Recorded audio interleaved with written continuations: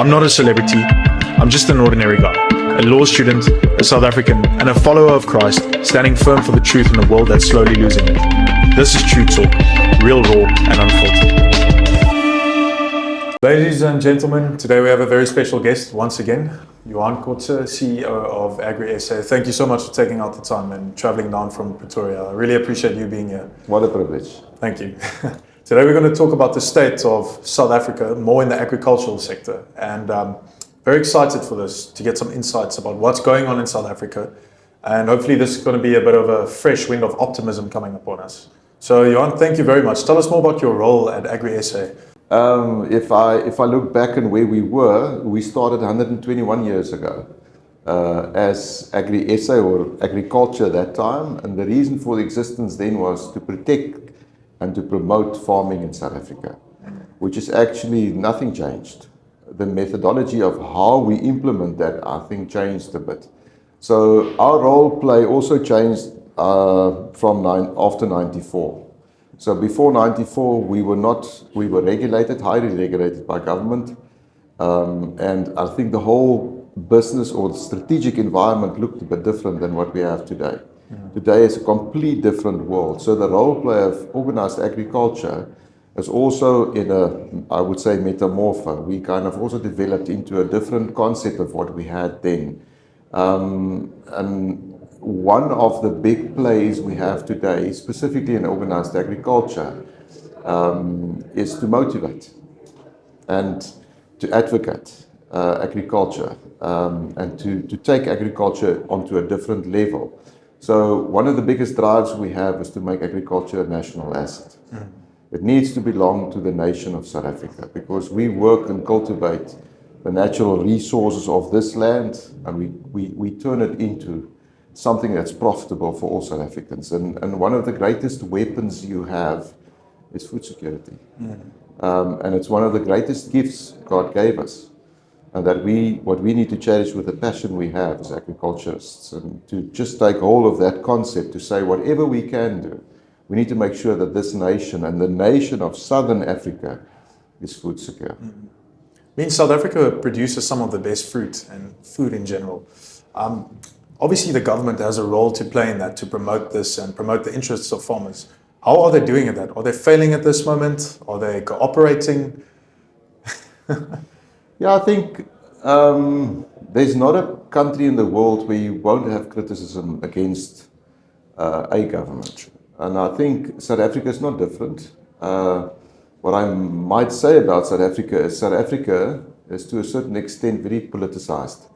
Our history is full of politics, and we put business and politics into it. And I think what we do is we reason then on a very, I would say, political stance, and I have a stance, which is sometimes to the detriment of what we do in agriculture. So we tend in Agri SA to be apolitical. And we always go back to the middle ground. So in any organization, you're going to have a way of thinking, conservative, left and right. And then you veer back to the middle ground to be a voice of reason. So I tend not to do politics. To be honest with you, I don't like politics. But we are living in a world that's full of politics. So the environment we're in might be saturated with politics. But if you take that concept out of your mindset and you put business into it, and you put passion into it, and you put agriculture into it, it's a different picture. And that picture, it literally uplifts your mind to be different in the way that you think. And maybe a way to explain that is, the way of reason for many of us as farmers is a bit of an entitlement of who we are and where we came from. And if I say that, there's no color to what I say. Get the politics now, just push it aside. If you do that, you miss the concept of why we exist. And why did God create us with this passion to work the land, which is not an easy thing to do. And if you go deep into that and you put that passion to it, that's actually to produce food. There's not a happier moment for a farmer when you enjoy what we produced. I can't, there's no more joy than if I see you enjoy an apple. and you love what you have, and you're vocal about this, the beauty of the apple. And I know that it took me 7 years to grow trees to a point where they would produce apples like this. Do you understand that joy? If you put politics to it, and we start talking about land, expropriation of land, and water rights, whatever you want to put to it, you take me out of that joy. And you kind of mesmerize my mind. And what we as organized agriculture try to do, and I think not just try, we do it with all we have, is not to deny the politics, but not to get involved and focus on what is actually needed for agriculture. Very, very good. And tell me, what are some of the biggest challenges farmers in South Africa are currently facing? If you have a look at farming itself, I would say if we just look global first and then go back to on a farm level, for me as on a global scale in South Africa, and I think it goes for the world, is new entrants into farming, because it's such a difficult environment to be in. It's risk-wise, I think there's not a space where there's no risk for us as farmers. And I don't mean it to be to stand in the queue and say, please just feel sorry for us. We are literally exposed to so many risks. And I think farming, the entrance into farming is one of the greatest difficulties we have. Now, if you have a look at the world, 3 things in the world that's driving agriculture is population growth, and people need to eat. You can do it on the rooftops wherever you want to. You need to have commercial and small scale and medium scale farmers producing commercially food. And then the other one is urbanization. They believe 2050, 80% of all South Africans are going to live in cities. So you won't be able to produce your own food. So how do you counter this? You can go on a productive mode, being a farmer, and produce a bit more with new technology, and which we do. But somewhere you need to grow agriculture to kind of keep up with this massive demand.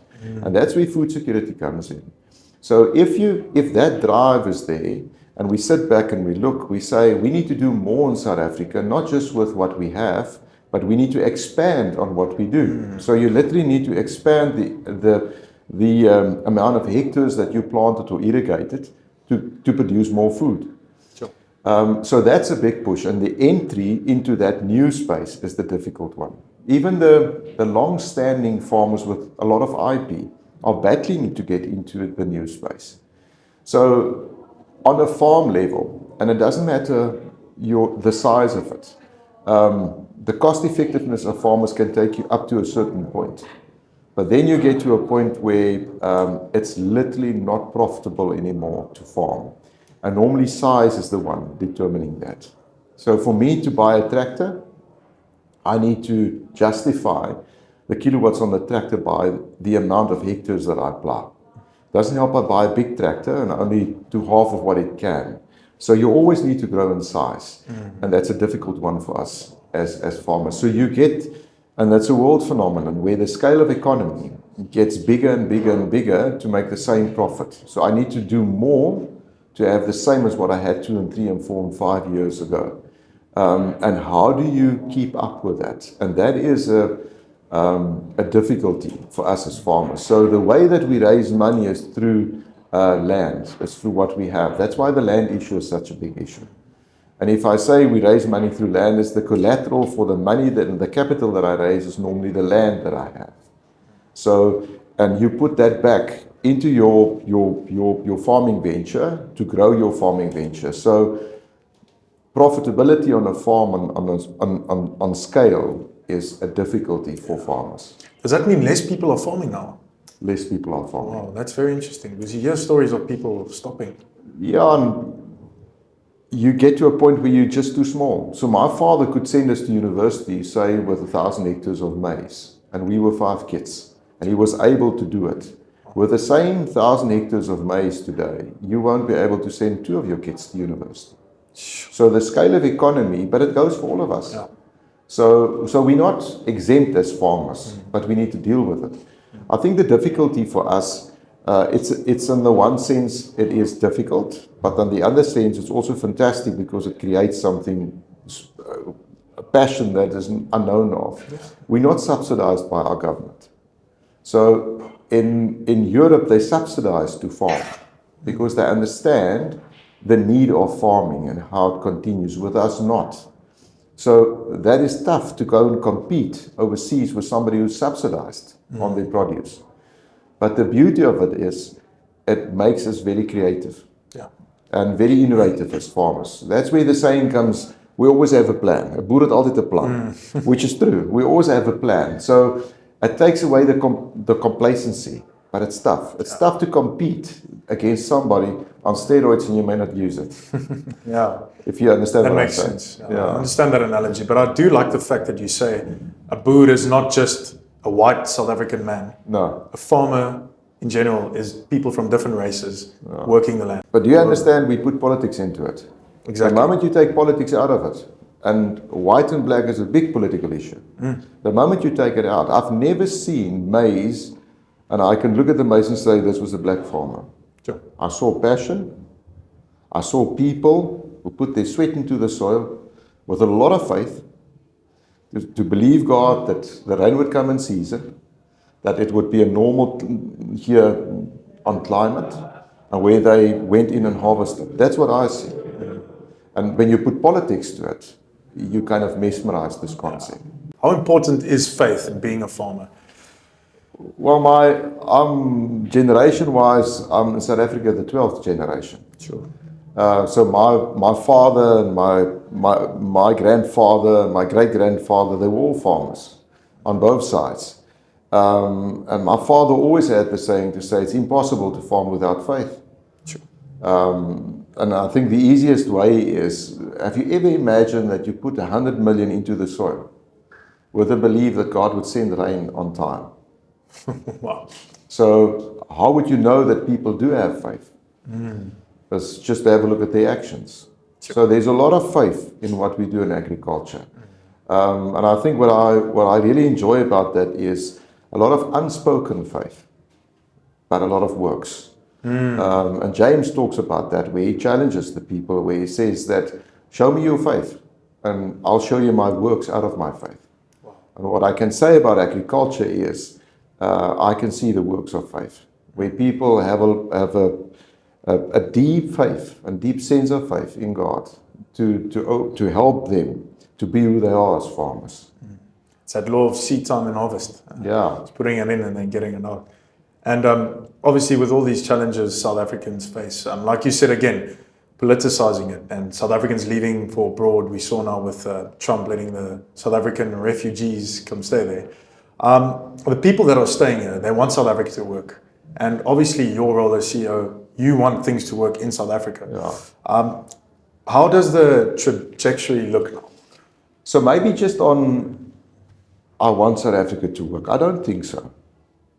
What I see is, we might see it a bit different as farmers. We see ourselves as major stakeholders in the success of South Africa. And that's going to make South Africa work.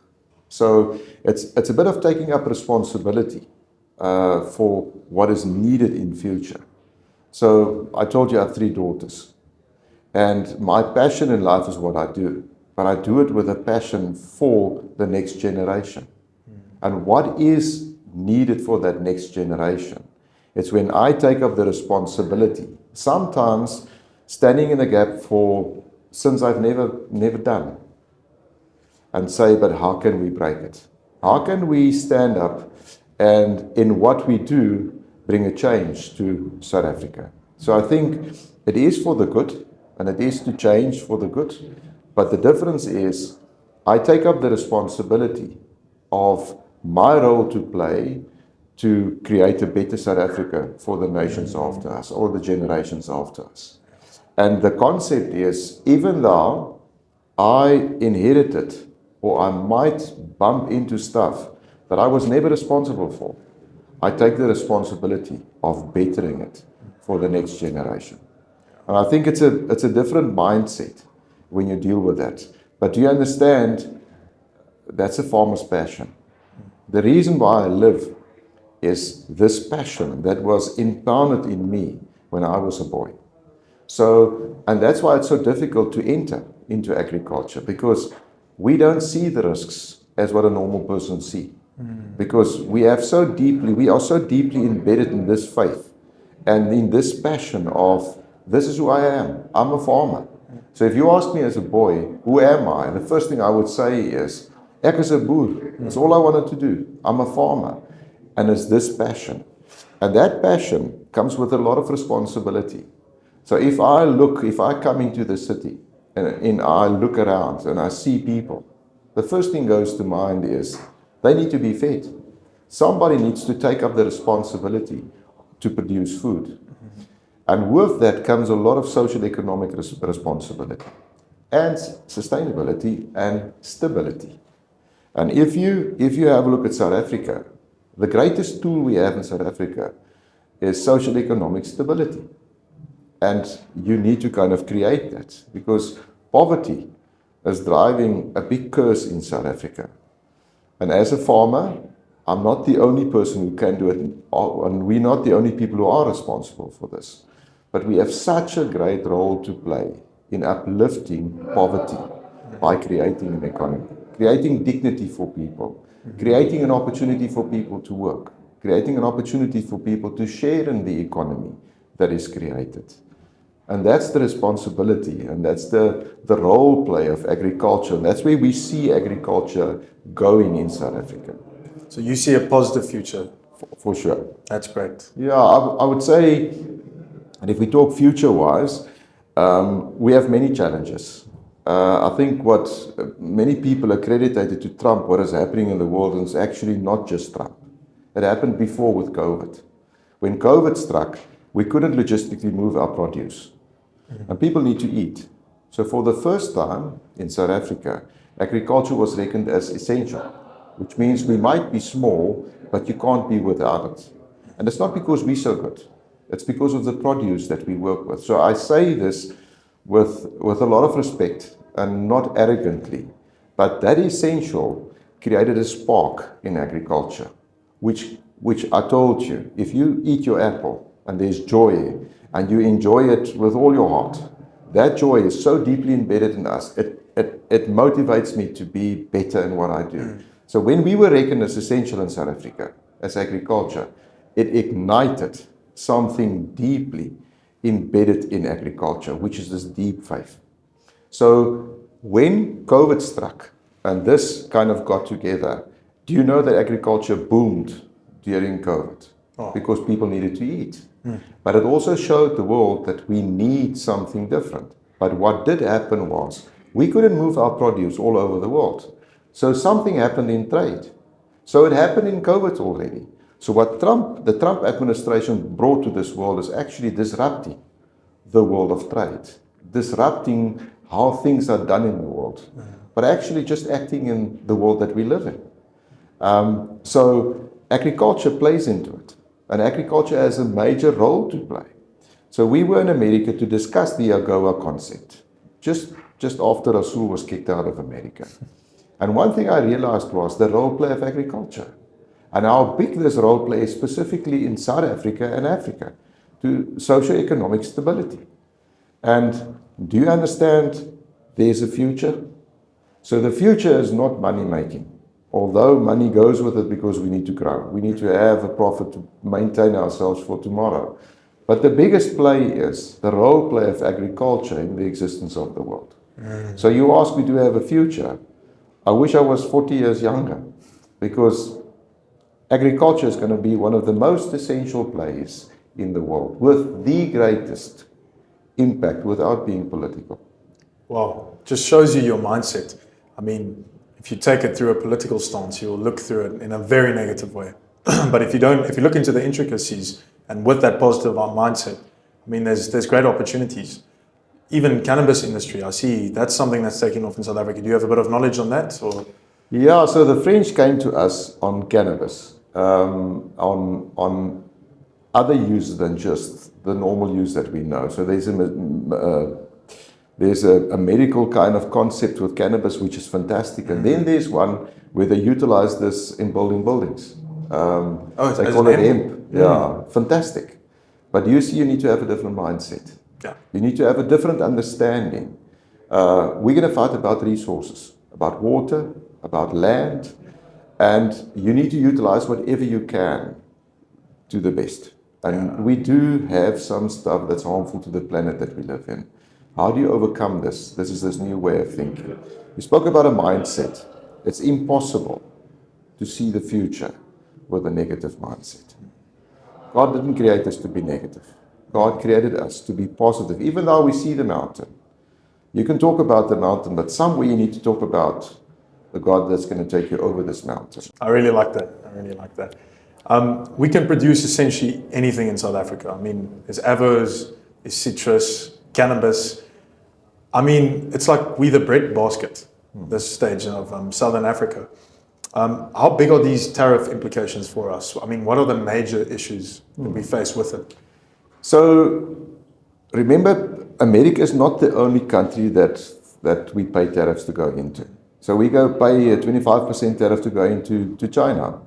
We pay up to a 50% for apples to go into India. So tariffs are all over.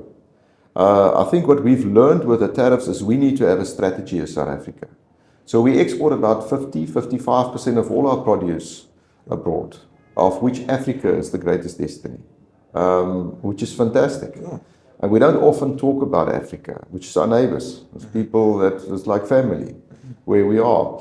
But what the tariffs did was, the tariffs kind of gave us a wake-up call to say, but we need to reset our minds on what is happening in the world. So if you have a look at the production zone we're in, we compete with New Zealand, Australia, Chile, Peru, the southern part of the atmosphere. So Australia, they have free trade agreements with all of these Asian tigers.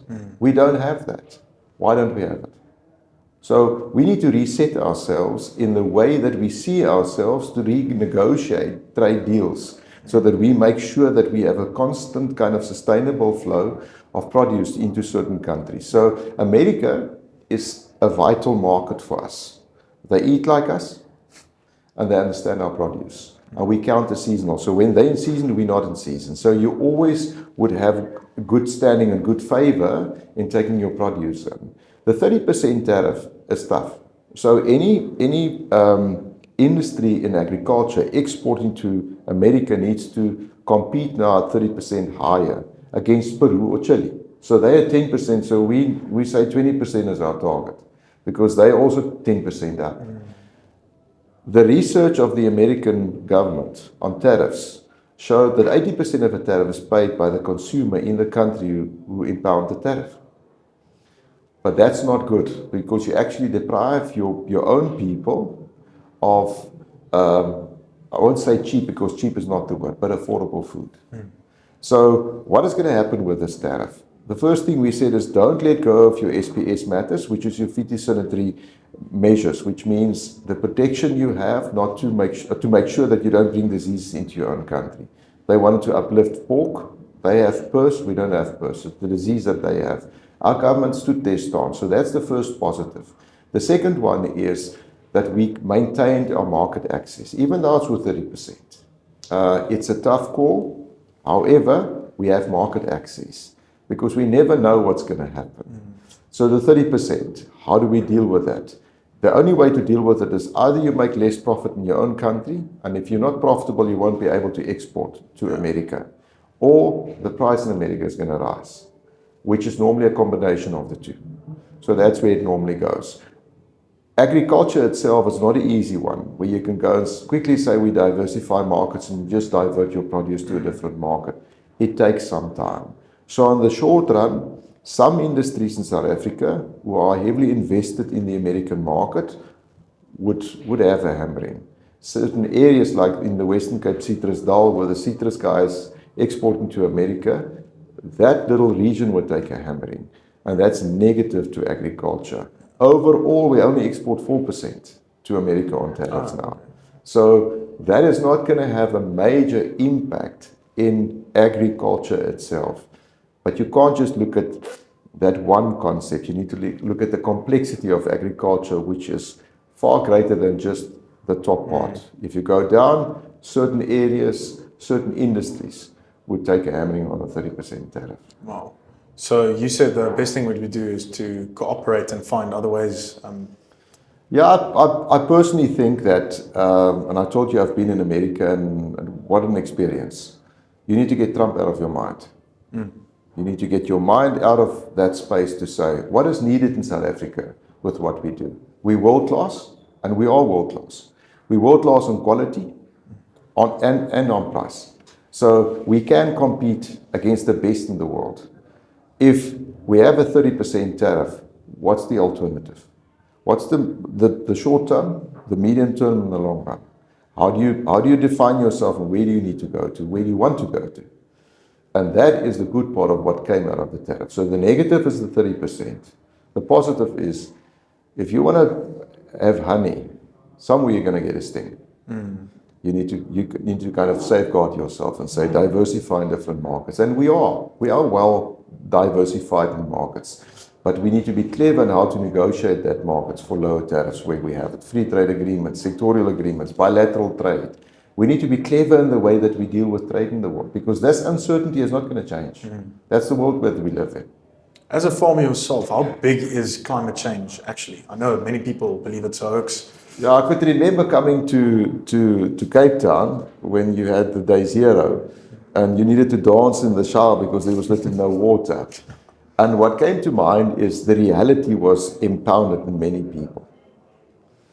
The unfortunate part is how many years later people don't even talk about it anymore.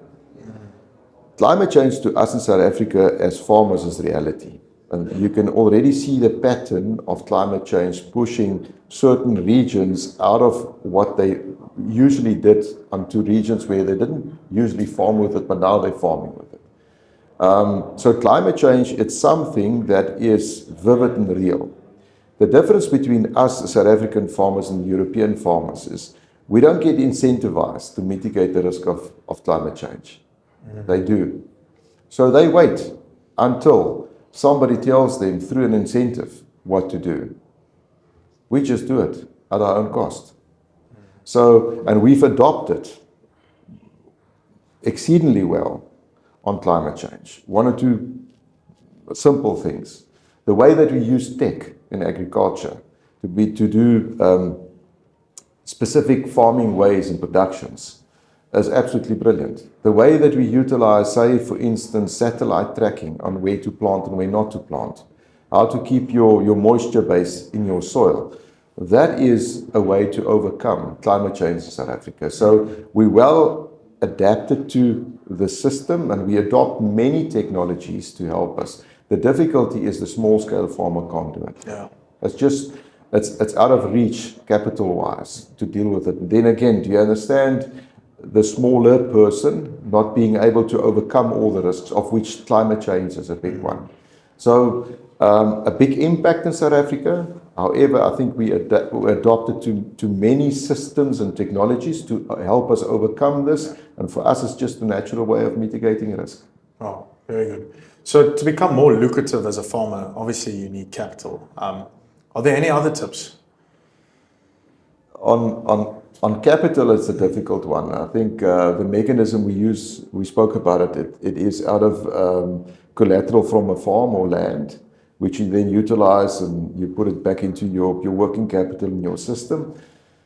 I would say, I think that what I've seen, and it's maybe a softer issue than the norm, where we spoke about capital and maybe the investment into new technologies, which is expensive, is to guard your mind. I think that's one of the greatest things we can do, and sometimes don't do it. I think, especially this year, there were not that much investment by farmers into farming or their own, I would say, farming enterprises. And the way you see that is the uptake of debt. And the reason for that is people are negative. So for me, as being in organized agriculture, the greatest challenge is to make sure that people stay positive and they do reinvest themselves back into what they believe in.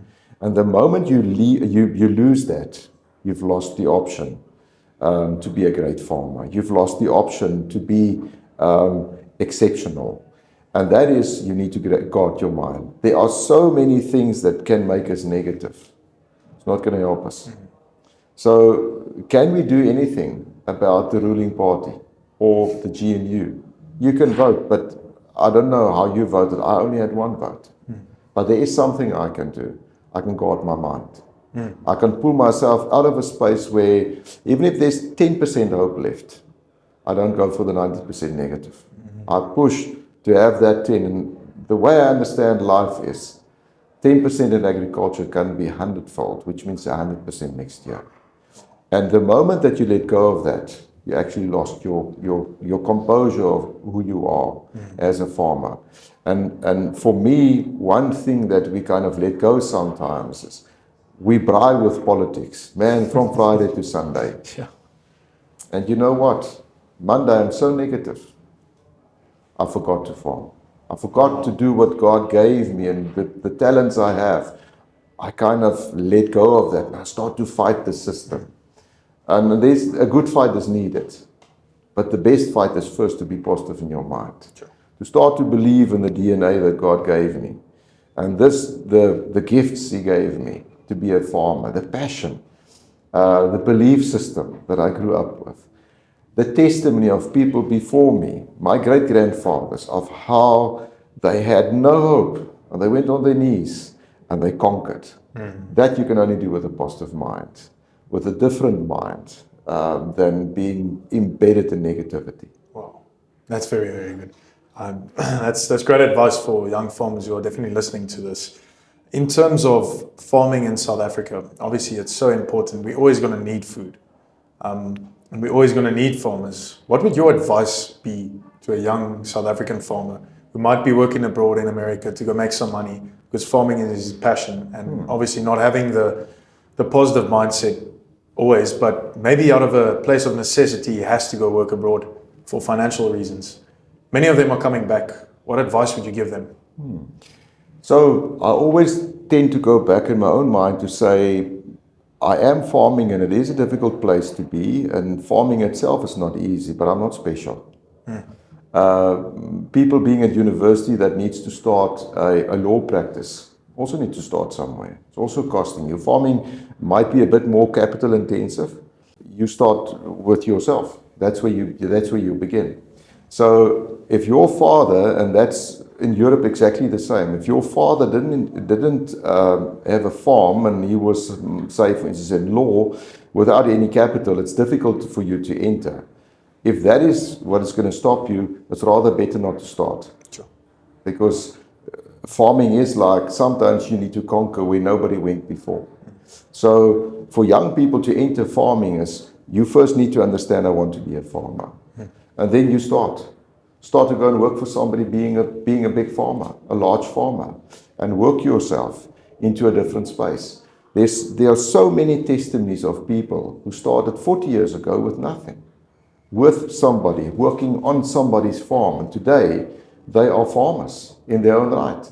There are so many small-scale people that inherit a small piece of land and continued and doubled their piece of land, still being a small-scale farmer.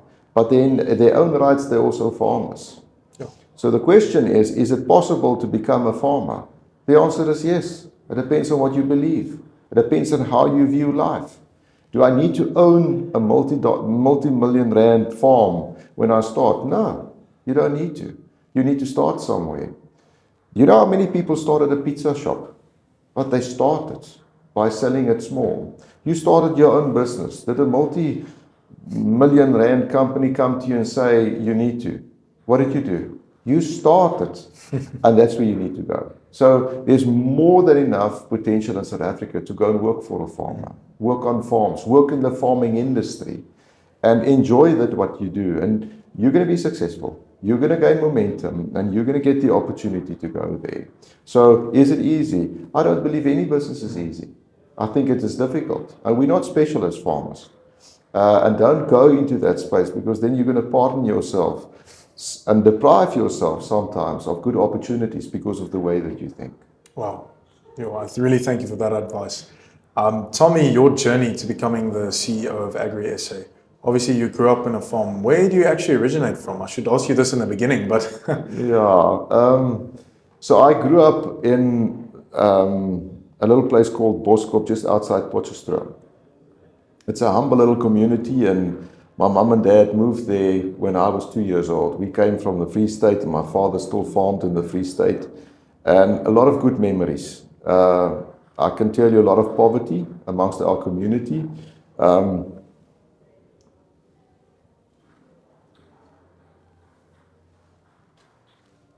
I do have fantastic parents, humble people. And what I always enjoy was they never took us out of that poverty. So we lived in a community, very poor, and I never lacked in my life. And the awareness of poverty was so deeply embedded in my mind and my heart by my parents of being part of a community. Today, it's one of the greatest gifts I have, is to understand poverty. Because I saw it, I lived amongst it. I went to a little school when we had a big school and full of people, about 80 people. And when it was small, 30, 40, 50 people. And poor people. And normal people also. But what a good life. So I grew up as a farmer's boy, and always the only thing I wanted to do in my life was to farm. I wanted to be a farmer. So I went overseas to go and work on a farming enterprise, came back, and I farmed for 7 years. And I said to my dad, it's not me.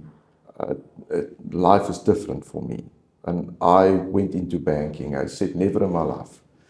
And the journey that God took me in my life in banking is I eventually went to Africa. And I lived in Africa with my family. And I worked for a bank in Africa because I said, I want to live my life in South Africa, but I don't think we understand Africa enough. And what a journey, what a fantastic time in my life. And then through a few endeavors in my life, I ended up in the pig industry. And I really enjoyed it. Fantastic industry, world-class industry, biosecurity-wise, I think top in the world. And fantastic industry. And then somebody phoned me and said, would I consider to do the job that I have? And I said, no, because I don't see myself as a politician. I don't like politics. I think it mesmerizes the passion that we have and the calling. And I don't say it's wrong. Don't get me wrong, it's just not me. So I said no. I said, please don't ask me again and don't do it. But God has His own way in dealing with us. And